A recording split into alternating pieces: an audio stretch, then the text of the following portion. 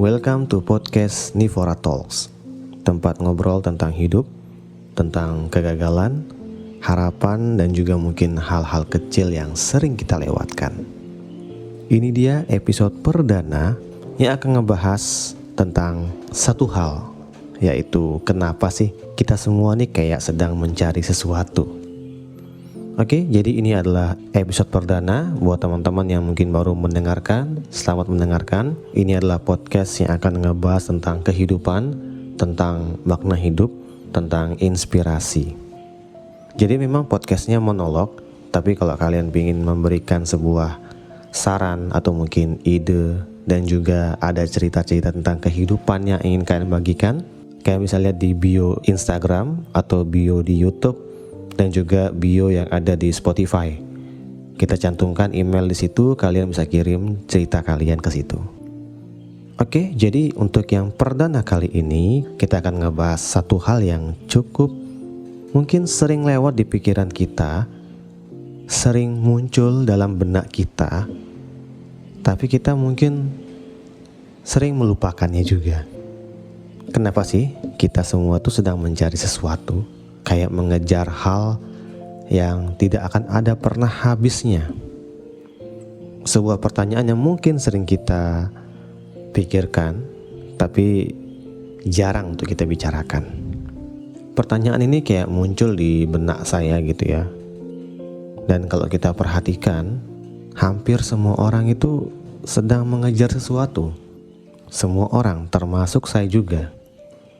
Ada yang ngejar uang, bagaimana dia memperkaya dirinya, mencari uang dari segala sisi penjuru, mengumpulkan, membuat tabungan, membuat portofolio aset.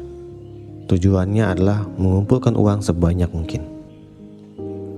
Ada yang mengejar karir, dia sekolah tinggi-tinggi, mengejar S1, S2, S3, atau mungkin dia buat portofolio pekerjaan yang sebagus mungkin, semenarik mungkin, sehingga dia bisa di-hire untuk bisa masuk ke perusahaan yang lebih baik, mengejar karir yang cemerlang. Ada juga yang mungkin mengejar mimpi, mungkin bisa berjalan-jalan keliling dunia, punya badan yang bagus, punya mobil yang keren, pengen diakui, pengen jadi pengusaha, atau apapun mimpi kalian. Hal-hal yang menurut dia itu adalah sebuah hal yang harus dicapai. Tetapi juga ada orang yang hanya ingin hidupnya tuh kayak terasa cukup. Dah, gak perlu yang seperti berlebihan, tapi gak mau juga kurang. Karena memang sejak kecil kita diajarkan untuk terus maju gitu ya. Kita belajar sungguh-sungguh supaya nilai kita bagus. Kita bekerja supaya kita punya masa depan yang baik. Kita selalu berusaha agar selalu punya hidup yang lebih baik. Dan emang tidak ada yang salah dengan hal itu. Tapi pernah gak kamu mungkin ngerasa bahwa meskipun kita sudah mencapai sesuatu yang kita inginkan gitu ya, tetap saja ada perasaan kayak masih ada yang kurang gitu. Masih ada sesuatu hal yang kayak satu kepingan puzzle yang belum dilengkapi di dalam hati kita, dalam benak kita. Seperti kita kayak mencari sesuatu yang belum pernah kita temukan.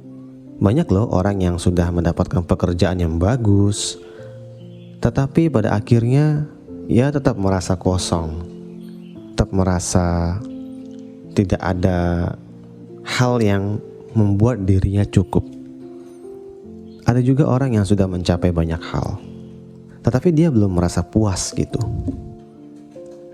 Nah, pertanyaan yang mungkin kita pertanyakan sekarang adalah kenapa bisa terjadi seperti itu?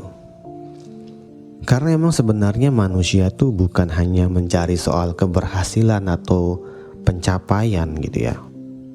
Yang kita sedang cari adalah sebuah makna. Makna dari apa yang kita lakukan. Kita bekerja keras-keras seperti itu untuk apa? Maknanya apa?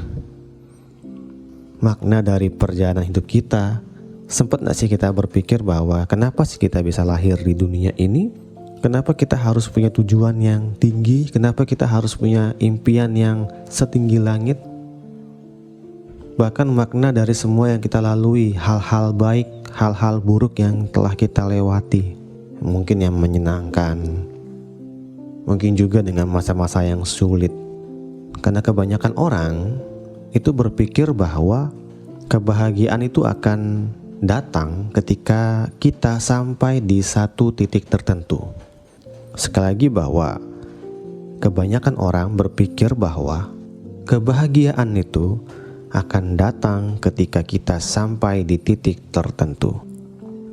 Titiknya seperti apa? Ketika kita punya uang, ketika kita berhasil mencapai tujuan kita, ketika hidup kita terlihat berhasil. Tetapi kenyataannya hidup itu nggak sesederhana itu gitu ya. Dan kadang di tengah perjalanan kita yang nggak sempurna itu, kita menemukan sesuatu yang lebih berarti, yaitu makna hidup. Apa sih makna hidup yang kita bisa pelajari? Kita bisa belajar tentang arti kesabaran. Ketika seseorang melalui sebuah rintangan untuk mencapai kesuksesan, dia mesti sabar. Banyak sekali rintangan yang mungkin di luar kepala kita, di luar kendali kita. Kita buat backup plan sebanyak mungkin, plan A, plan B, plan C, dan seterusnya. Tapi ada aja kesulitan yang mungkin di luar dari kendali kita.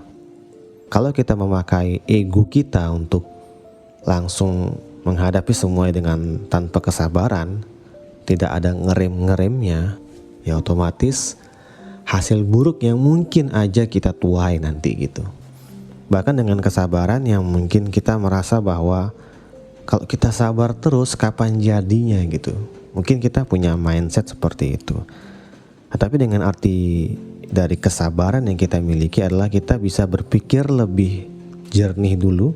Apakah langkah yang kita lakukan untuk nge-solving problem ini adalah sebuah langkah yang bagus? Jangan sampai kita nanti menyesal dengan semua kerangka puzzle di belakang yang sudah kita buat. Dengan satu langkah yang salah menghasilkan kepingan puzzle yang hancur. Nggak mau dong, kita udah buat sebuah kerangka Lego misalkan. Kita susun Lego itu membentuk sebuah rumah yang bagus, tapi karena kita egois ingin nambah sesuatu di atas atap rumahnya misalkan kayak begitu, membuat struktur rumahnya goyah.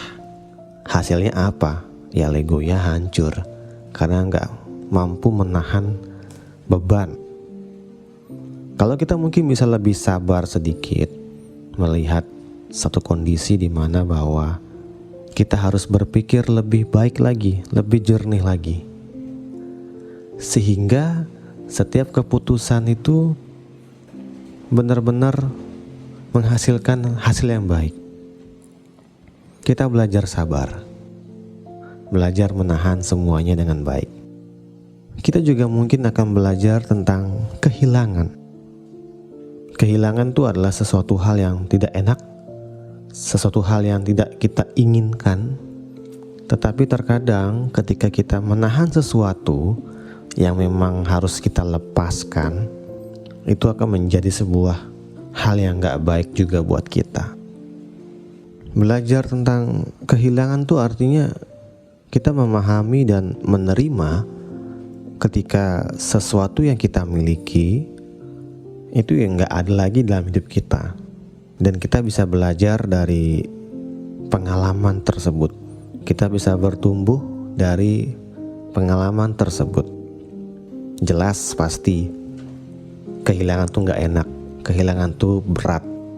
Mungkin kehilangan orang yang kita sayangi, kehilangan kesempatan dan mimpi, kehilangan hubungan kayak mungkin putus atau persahabatan berakhir. Bahkan kehilangan sesuatu yang dulu kita anggap penting.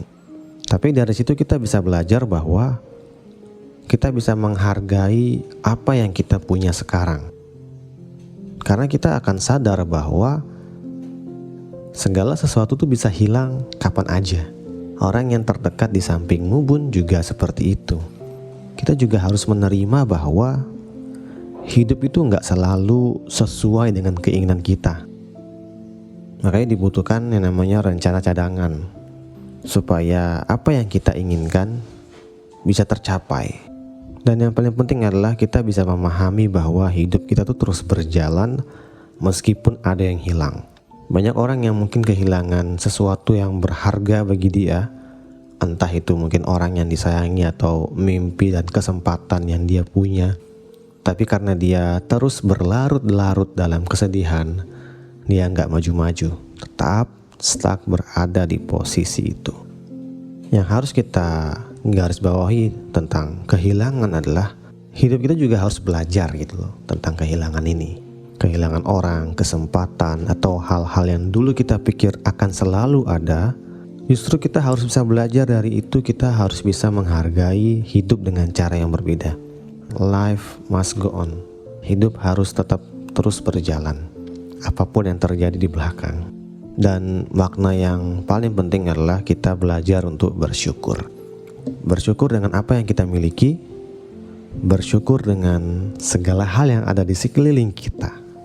Kamu bisa makan, kamu bisa menikmati hiburan, kamu masih bisa bersosialisasi, kamu masih bisa berpikir dengan jernih, kamu masih bisa berdoa, masih bisa minta pertolongan kepada Tuhan. Banyak orang yang gak bisa seperti itu.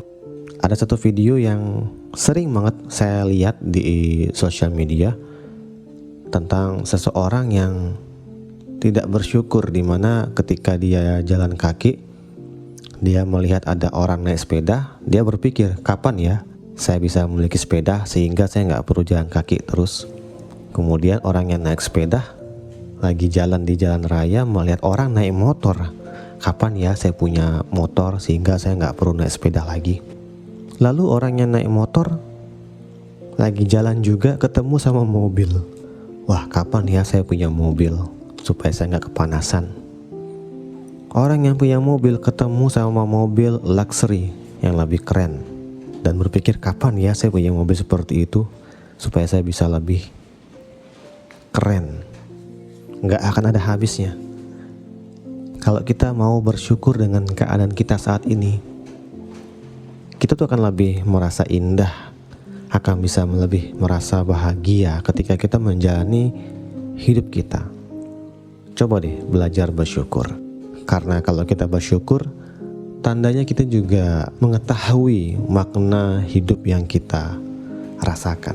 Ketika kita belajar bersabar, kita belajar tentang kehilangan, kita belajar tentang bersyukur, itulah baru kita merasa bahwa kita punya makna hidup yang sesungguhnya.